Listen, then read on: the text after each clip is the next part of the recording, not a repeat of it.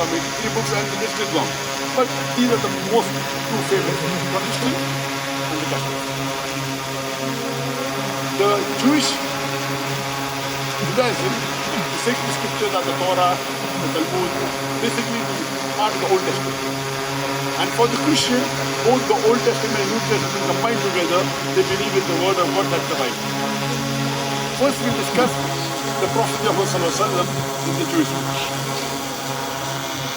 It's mentioned in the book of Deuteronomy, chapter number 18, verse number 18.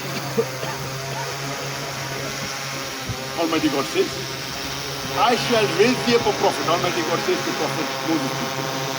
In the book of Deuteronomy, chapter 18, verse 20. I shall raise thee up a prophet from among thy brethren, like unto thee, and I shall put my words into his mouth, and he shall speak all that I command. When we ask the Christians, who does this prophecy refer to? So the Christians say, this prophecy refers to no one but Jesus speaks upon it. So